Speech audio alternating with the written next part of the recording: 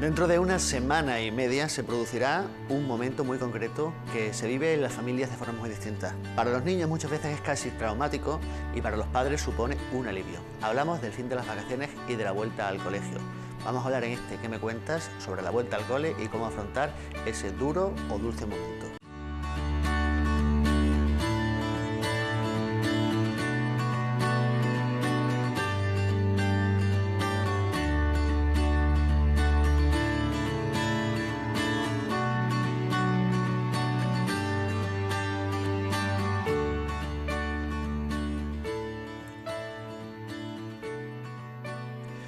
Y para hablar de cómo afecta a la mente de las personas y al estado de ánimo, contamos con una invitada de excepción, que es Alejandra Ferreras, casi nuestra psicóloga de cabecera aquí en Cero de Televisión. Alejandra, muy buenas noches. Buenas noches.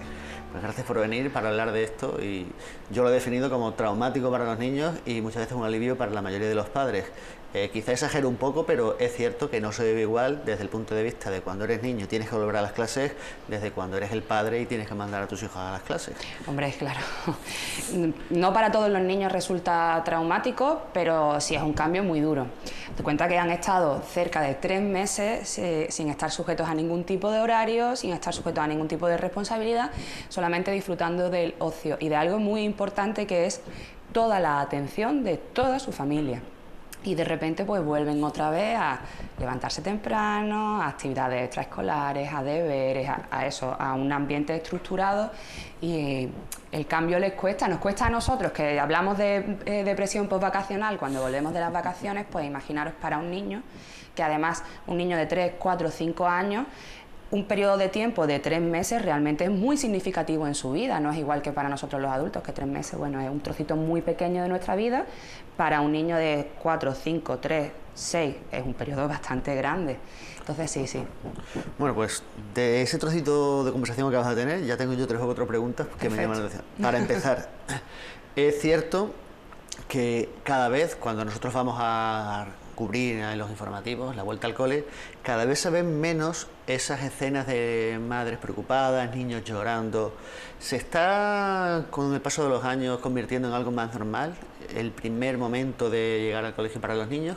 ¿Ya no hay esas escenas tan dramáticas que se veían antes? Es que hay que hacer una distinción, una separación entre los niños que han pasado por el jardín de infancia, por la guardería, llamémoslo como quieras, que además, precisamente por la incorporación de la mujer al mercado laboral hace ya, por suerte, un par de décadas, los niños cada vez entran más en un ambiente socializador como es la guardería.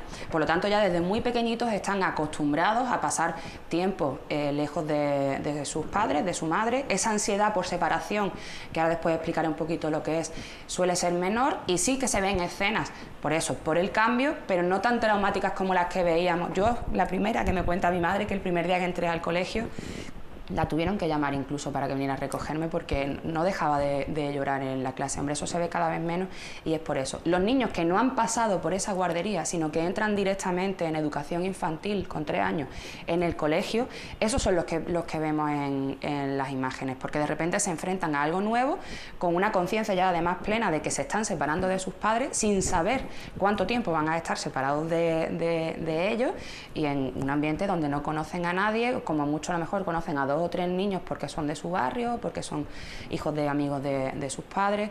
Esa es la diferencia entre haber socializado antes o encontrarte de nuevo, de nuevas, en un ambiente completamente nuevo para ti. Fíjate, eso, yo también tenía muchos problemas de niño cuando iba a los primeros años. Tenían que contar que mi madre se quedaba fuera esperando mientras yo estaba en clase para que no me pusiera a llorar, y cuando salía y alguna vez no estaba porque llegaba un poco tarde o me contaba que había ido a tomar un café o que estaba en el servicio, o lo pasaba fatal. Pero sin embargo, como tú dices, esas habilidades sociales que los niños desarrollan tan de primera hora, ¿tú crees que es algo positivo que vayan aprendiendo a desafectarse de los padres así poco a poco? Para mí es algo muy positivo que el niño entre en la guardería en torno a eso al año, un poquito menos para los padres que no pueden, que tienen que trabajar, es que es normal. Pero sí, ¿por qué? Porque la primera guardería realmente es eso, es un ambiente únicamente socializador, porque realmente en lo que es educación reglada, poco se aprende.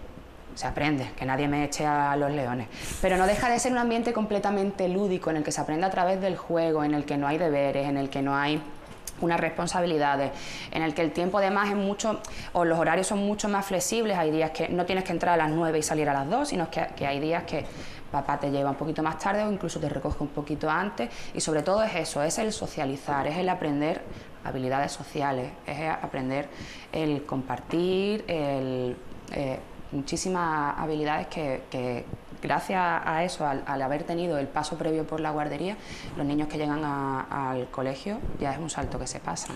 Yo creo que en esos primeros momentos le cuesta más a los padres hacerse del niño que al niño de salir, ¿verdad? Exactamente. Ya en el colegio, ya cuando entramos en primaria, ya como tú dices, para muchos es un alivio, pero esas primeras etapas de guardería o incluso de educación infantil, esa ansiedad por separación, no solo la sufren los niños, sino también la sufren muchos papás. Bueno, cuéntanos un poco qué es esa ansiedad por separación. La ansiedad por separación, su nombre lo dice, es una ansiedad, unos nervios, una ansiedad. Ya hemos hablado muchas veces, no en este, sino en otros programas de Ceuta Televisión, de lo que es pues, una ansiedad que sufre el niño por el hecho de separarse de sus figuras de apego. Y es tanto anticipada, es decir, si el niño sospecha que va a separarse de su figura de apego, de sus figuras de apego, ya va a empezar a sufrir esa ansiedad. ¿En qué se ve eso? Pues niños que no duermen bien, niños que tienen problemas estomacales, niños que no dejan de llorar, niños que están irritables, que se enfadan por todo, incluso que empiezan a llamar la atención de una manera totalmente contraria a la que es habitual en ellos, pues niños que empiezan a gritar a sus padres o empiezan incluso a pegar a sus padres. Todo eso es un reflejo de que ese niño está experimentando ansiedad por separación, ya sea en el momento propio de la separación o ya incluso anticipada. ¿Y eso cómo se afronta en la familia? Vamos a ver, hay dos cosas que son fundamentales. Para una ya llegamos un poquito tarde porque nos incorporamos al colegio dentro de una semana y media, pero es muy importante que el niño, aunque durante los 3 meses de verano, durante los 2 meses y medio de verano, sea totalmente tiempo de ocio y sí que se mantenga unos horarios, es decir, que se intente mantener un ambiente lo más estructurado posible. Es verdad que durante, por ejemplo, las vacaciones de los padres, 2 semanas, 3 semanas que se van fuera, los horarios de comida son diferentes, los niños se acuestan a la hora que encarte porque o se sale fuera pero durante el resto del tiempo sería bastante conveniente que el niño se siguiese levantando más o menos a la misma hora, los horarios de comida se hiciesen a la misma hora, se mantuviese la rutina de, si yo estoy acostumbrada o tengo a mi hijo acostumbrado a que se ducha todas las noches, cerca de las 8:30, 9 de la noche, vale, pues a lo mejor en verano es demasiado pronto, porque lo vamos a acostar 1 hora más tarde, pero seguimos manteniendo la rutina del baño por la tarde-noche. Exactamente igual con la hora de dormir. No estamos diciendo que el niño se vaya a lo mejor a las 8:30, 9 a la cama, porque todavía es de día, pero tampoco que un niño de 5 o 6 años sea a las 12:30, 1 de la madrugada y siga despierto, sino que mantenga su hora de dormir diaria que sea igual. Si normalmente a las 8:30 a las 9, pues podemos ponerlo a las 9:30, 10. Todo eso va a depender de la edad del niño. Pero que el niño sepa que aunque sea vacaciones, él tiene una hora para irse a dormir de lunes a viernes y que viernes y sábado se podrá ir siempre un poquito más tarde.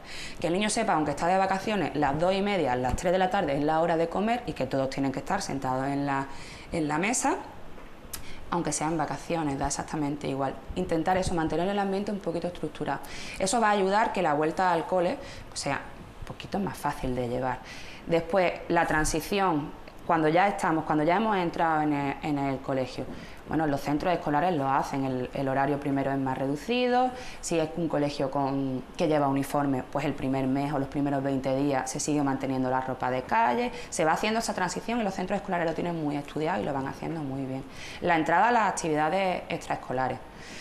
El niño no puede entrar al colegio un 9 de septiembre y el 9 de septiembre por la tarde tener ya inglés, matemáticas, tener todas las actividades extraescolares, es decir, dar el salto completo de tiempo de ocio 24 horas a tiempo ocupado y de responsabilidades 24 horas, porque no lo aguanta nuestro propio cuerpo de adulto, no va a aguantar el cuerpo de un niño, la mente de un niño. Entonces intentar, igual que nosotros cuando volvemos al trabajo, ¿cuántos de nosotros hemos cogido la vuelta de vacaciones un martes o un miércoles para hacernos la semana más corta y favorecer la adaptación a la vuelta al trabajo? Pues con ellos igual intentar, ya que ellos por sí mismos no saben hacerlo, no pueden hacerlo, nosotros como adultos darles esa facilidad. En este ratito me has contestado también otra pregunta que tenía, que era si era sano pasar de ese ambiente completamente de ocio vacacional al ambiente de tener que estar todo el rato estudiando. Bueno, ya más o menos me has contestado, pero profundizando un poco en este tema, ¿es sano hoy día esta carga de actividades extraescolares que los niños tienen? Porque yo he hablado con padres que me dicen, es que yo salgo a mi hijo del colegio a las 2 o a las 3, lo llevo a comer, a las 4 tienen inglés, luego tienen deporte, luego tienen esto, luego tienen otro, y los niños, yo entiendo, y porque yo soy un niño que me ha encantado jugar, que necesitan tiempo para jugar todos los días. ¿Es sano tener tantas actividades extraescolares o es necesario también ese ratito de ocio diario? Es necesario ese rato de ocio diario. No es sano tener a un niño de 4 de la tarde a 9 de la noche en actividades extraescolares, que además le van a suponer en muchos casos tener que seguir estudiando después en casa, como son unas clases de inglés o como son, por ejemplo, un conservatorio. Ya un niño que está en el conservatorio ya tiene ocupada todas sus actividades extraescolares y a medida que se vaya haciendo mayor van a aumentar el número de clases. No es necesario también el baile en inglés. Yo siempre abogo por sí, actividades extraescolares que todos las hemos tenido, pero uno, que sean decididas por el niño o consensuadas con el niño, lo que al niño le guste, y dos, que dejen tiempo para ocio y que dejen tiempo para jugar. Pero ¿qué ocurre con las actividades extraescolares? ¿Por qué tenemos a nuestros hijos todo el día ocupados? Porque nosotros estamos todo el día ocupados. Precisamente te iba a preguntar, ¿es una cuestión de la competitividad que hay en el mundo, que tú quieres darle a tu hijo una formación, o sencillamente es una forma de quitarte al niño por las tardes? Vamos, quitarte al niño por las tardes suena muy mal. Suena muy mal, pero suena bueno. Muy mal. Lo que muchos pasa padres que que trabajan necesitan a alguien que se ocupe del niño. Es que muchas veces es necesario, porque estamos hablando a lo mejor de padres que los dos trabajan, que trabajan por turnos, que tienen las tardes ocupadas, que no tienen familia ninguna, que puedan hacerse cargo de las tardes, por las tardes de ese hijo, de esa hija, y necesitan tener a ese niño ocupado. No es quitárselo de en medio, sino es procurarle una ocupación a ese hijo porque no puede estar solo.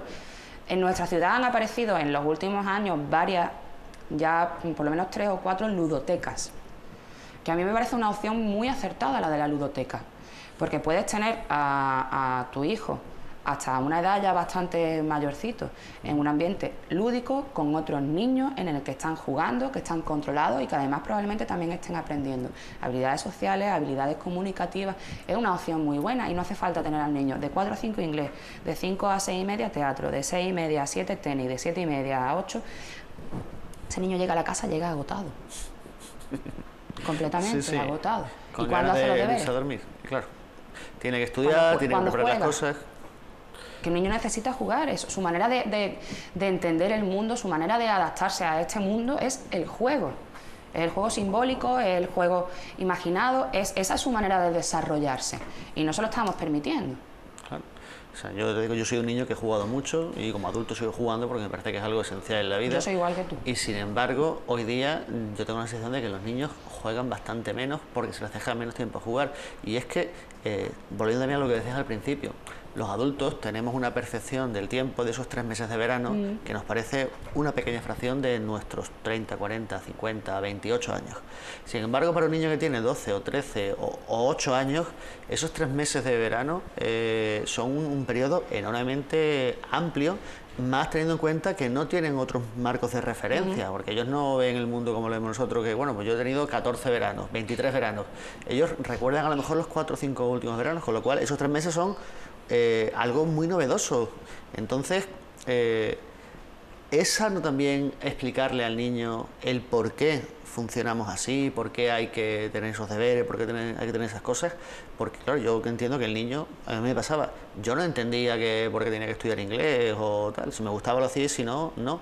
Sin embargo, la percepción del niño y del adulto es muy distinta y yo creo que muchas veces a mí me da la sensación de que si yo hubiese sabido cosas que sé ahora de niño, quizá hubiese actuado de otra manera. Pero claro, uno no puede cambiar su forma de desarrollarse. Tiene que ser niño cuando es niño y adulto cuando es adulto. ¿Es bueno explicarle ese tipo de cosas al niño? Es bueno explicarle al niño todo. Pero lo puede entender un niño. Sí, si lo adaptamos a su lenguaje, si lo adaptamos a su mente, claro. Lo que no podemos intentar explicarle a un niño de 5 años por qué es necesario tener un horario estructurado y unas responsabilidades como te lo puedo estar explicando a ti. No hay que adaptarse a él. Para el niño es fundamental el escucharlo, Es decir, no escucharlo, escuchar sus pensamientos, escuchar cómo se siente, escuchar qué emociones genera, no solo esos 3 meses de verano, sino esa vuelta al colegio o esa vuelta a las responsabilidades, porque eso nos va a dar la clave para explicarle o cómo explicarle el por qué es necesario que él tenga su horario, que él tenga sus actividades, que él tenga que estudiar inglés, como tú has dicho, aunque no le guste, o que él tenga que estudiar matemáticas, aunque piense que el día de mañana no le van a servir para nada. Pero todo con los niños es mucho más fácil con las explicaciones y las negociaciones. Lo que pasa es que muchas veces nos emperramos en que nosotros somos los adultos, somos los padres, y el porque sí va siempre por delante, el porque sí o el porque no. Y eso no funciona hasta cierta edad. Ya llega un momento, una edad en la que el niño dice, vale, que tú lo dices, pero que no. Que tú dices porque sí, yo te digo pues porque sí tú, no, porque no. Entonces, si desde muy pequeñito jugamos a eso, al explicarle todo, al responder a los porqués.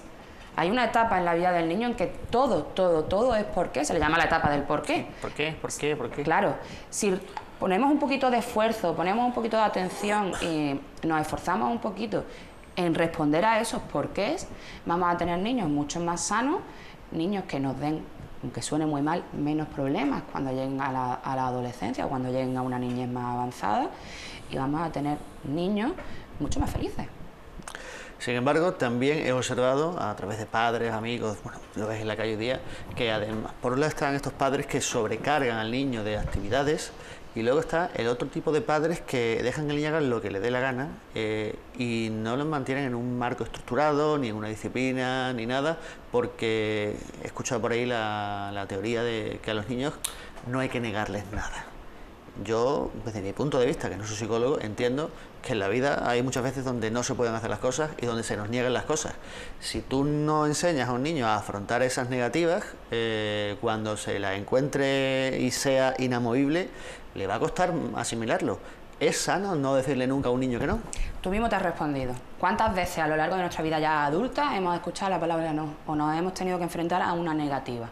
Con los niños ya lo vimos en los estilos de crianza, que pasamos de el autoritario, que es eso, el porque sí, el porque no, porque lo digo yo, al laissez-faire, que es el que acabas de describir, el dejar hacer.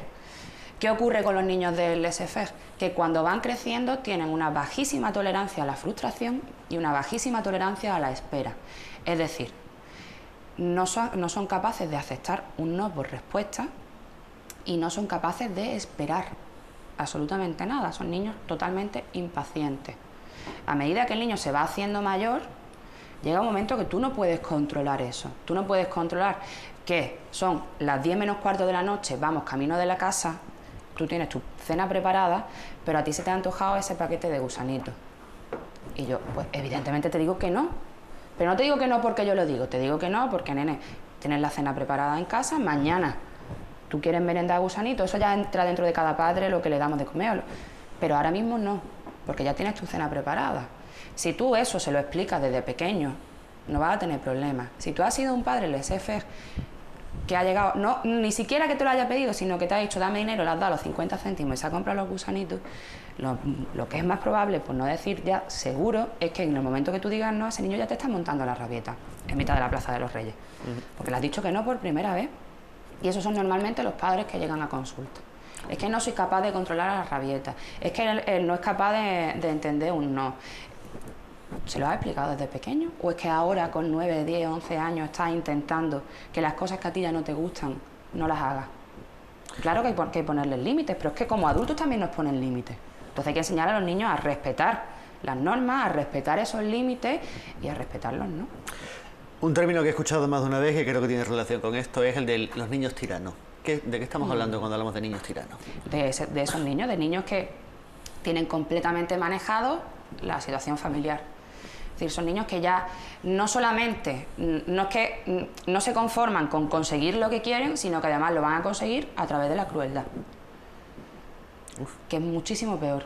Entonces entramos ya en niños de eso, de 9, 10, 11 años, incluso ya se están viendo niños más pequeños que insultan a su madre, pero que insultan de manera dolorosa, que saben dónde tienen que dar, que son niños que tienen que tener completamente manejada a la familia, se tiene que hacer lo que ellos quieran, y si no se hace lo que ellos quieran, pues lo que hemos dicho antes, o una rabieta en mitad de la calle, o un me escapo de casa, o un tirano hecho niño. Estas formas distintas de criar a los niños supongo que tiene bastante influencia en un tema que hoy es un tema muy preocupante, que es el tema del acoso escolar. ¿Puede fomentar este tipo de crianza que tu hijo se convierta en un bully, en un acosador? Vamos a ver, si tu hijo no respeta las normas en casa, tu hijo no te respeta a ti como padre y figura de autoridad que eres, si es capaz de agredirte verbalmente a ti, ¿por qué no lo va a hacer con un compañero que además él entiende que es inferior? Claro. Estamos, bueno, como decía, a una semana y media de empezar las clases. A lo mejor hay cosas que todavía ya no se pueden hacer porque no hay tiempo, pero ¿qué consejos darías tú a las padres, madres, a las familias que van a empezar a afrontar esta vuelta al cole el próximo 4 o 5 de septiembre? ¿Qué tendría que tener en cuenta? Pues mira, queda una semana y media, es momento perfecto para ir introduciendo al niño en el mundo escolar. Es decir, vamos a empezar a comprar los materiales, si tenemos ya los libros, vamos a empezar a forrarlos, pero no nosotros, sino con nuestros hijos. A la vez que vamos haciendo esas actividades, les vamos explicando que dentro de poco, si son niños que ya entienden la temporalidad, pues dentro de una semana y media. Si son niños que aún no, dentro de poco vamos a volver al colegio, se les vuelve a explicar, vamos a un horario, volvemos a... Es como como papá y mamá han vuelto al trabajo, pues tú vas a volver a tu trabajo. De esta manera vamos quitando tiempo únicamente de ocio a un tiempo de responsabilidad. Porque el ir preparando tus materiales es tu responsabilidad y hay que ir haciéndolo. Además vamos explicando ya, o sea, vamos a ir poniendo en antecedentes al niño de que se acaba, no el verano, sino que se acaba el tiempo de ocio o el tiempo total de ocio, porque lo vamos a seguir manteniendo. Una vez que el niño entre al colegio, no significa que se acabe el verano, vamos a ir quitándolo progresivamente o de manera gradual. Como hemos dicho, normalmente las actividades extraescolares hasta octubre no empiezan. El mes de septiembre, si acaso, pues exactamente igual, una fiesta de presentación, una clase para que se conozcan, pues vamos a seguir manteniendo a lo mejor la rutina de ir un ratito a la playa por la tarde, o vamos a seguir manteniendo la rutina de ir a jugar al parque de 7 de la tarde a 9. Vamos a seguir permitiendo que el niño se acueste un poquito más tarde, pero vamos a ir reduciendo la hora de irse a la cama. Es decir, vamos a ayudarle a entrar en esta nueva etapa de una manera, pues, por lo menos traumática posible. No voy a decir feliz, pero lo menos traumática posible. Después hay niños que están encantados, después hay niños que están deseando llegar al colegio porque supone encontrarse con sus compañeros, supone las 2 primeras semanas pues contarse todas las batallitas del verano. Hay niños que todo lo contrario. Sí, cuando nosotros vamos, como decía al principio, a hablar con los chavales justo que van a empezar las clases, muchas veces me sorprende el hecho de decirle, ¿tú tienes ganas de ir al colegio? Y mucha gente dice, sí, tengo ganas de ver a mis profesores, tengo ganas de ver a mis compañeros, tengo ganas de contar lo que pasa el verano. Hay niños que sí que van con muchas ganas. Yo te he mencionado el tema del acoso escolar porque es un tema que parece que hoy día está mucho en la mente de la gente, pero ¿cuáles son los factores que deberíamos considerar? ¿De qué tienes que preocuparte justo cuando vuelvas al colegio? Que tu hijo no sufra acoso, evidentemente es algo que, bueno, entiendo yo que no ocurrirá en la mayoría de los casos, afortunadamente. ¿Qué otras cosas tiene que preocuparse de un padre en estos primeros días de no preocuparse. Debería preocuparse de no preocuparse, de intentar normalizar la situación. No es nada extraordinario que tu hijo vuelva al colegio o que tu hijo se afronte esta etapa por primera vez.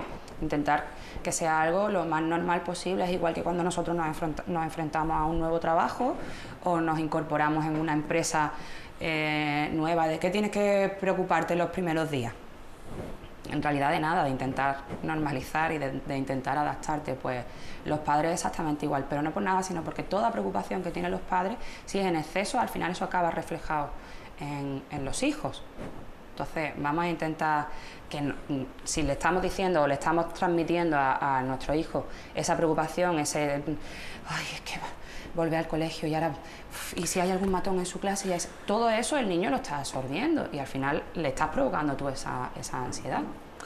Una curiosidad que tengo ya, y casi para terminar esta entrevista, cuando nosotros éramos pequeños y íbamos a clase, bueno, el mundo evidentemente ha cambiado. Una de las cosas que más ha cambiado es esto, la tecnología. Hoy día se usa mucho más la tecnología en la formación. ¿Cómo influye esa tecnología en cuanto a las dinámicas de cómo se relacionan los niños? Porque yo después de clase me iba al patio o a la plaza a jugar y hoy día los niños pues se van a su casa a jugar a lo mejor con el ordenador. ¿Esto está también destruyendo un poco las interacciones sociales? ¿Y qué hay que hacer?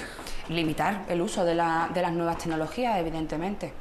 No solo por edad, sino también por tiempo. Es decir, hay niños que aún no están preparados para las nuevas tecnologías, hay niños que sí y que pueden hacer un uso excelente de ellas, porque además lo bueno que tienen que mezclan juegos casi todos son juegos educativos, si buscamos bien, casi todos son juegos educativos, pero limitar el tiempo. Es decir, obligar al niño a salir a la calle y jugar con sus compañeros. Sí, pero eso yo creo que es complicado porque hoy día hay niños de 3, 4, 5 años que cogen este aparatito, el móvil, y lo saben manejar mucho mejor que yo, porque es que han ido creciendo sí, con eso. ellos. Vamos a ver, no podemos obviar a las nuevas tecnologías, es imposible, pero sí como padres podemos limitar. ¿Tus padres no te limitaban el tiempo que pasabas delante del televisor? Pues conmigo lo han hecho siempre. Eran nuestras nuevas tecnologías. O la consola de los cartuchos. Sí, sí, el Atari. Claro, eran nuestras nuevas tecnologías. Pues esto es exactamente igual, que evidentemente un niño te coge un iPhone o te coge un iPad o te coge sin decir, da igual, y te lo maneja infinitamente, claro, pero eso no significa que lo tenga que tener o que tenga que tener el suyo propio. Es que es muy importante, es que ¿por qué tiene que tener una tablet un niño suya propia un niño de 6 años? Ni siquiera un ordenador, es de la familia.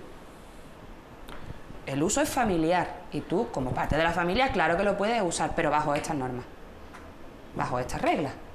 El tiempo que yo decido, además se lo explicas y le explicas el por qué.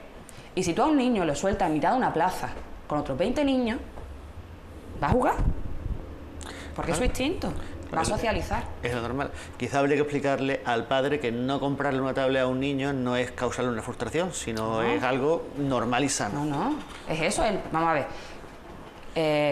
Todas las casas ya a día de hoy, ordenador, tienen tablet. Vamos a poner el 80, estamos hablando de un estatus, claro, clase media social económica, 90% hay una tablet, pero no es del niño, tablet de la familia. Y lo mismo que lo puedo usar yo como papá, la puedes usar tú como hija, la puede usar la hermana, pero no es tuya, es de la familia. Interesante pensamiento. Bueno, espero que la gente que nos está viendo haya podido usar estos consejos que nos da Alejandra para intentar afrontar esta vuelta al cole de la semana que viene de una forma un poco más o menos traumática quizás. Alejandra, muchísimas gracias por estar aquí. Gracias a vosotros, como siempre. Ya saben que ustedes pueden seguir informados de todo lo que pasa en Ceuta a través de nuestros perfiles sociales, en Facebook, en Twitter y en nuestra página web, www.ceutv.com. Nosotros nos vamos ya, volveremos la semana que viene, pero tienen una cita el próximo lunes a las 10 de la mañana con nuestros servicios informativos. Nos despedimos, que pasen buen fin de semana y hasta la semana que viene. Alejandra, gracias. Gracias. Chao.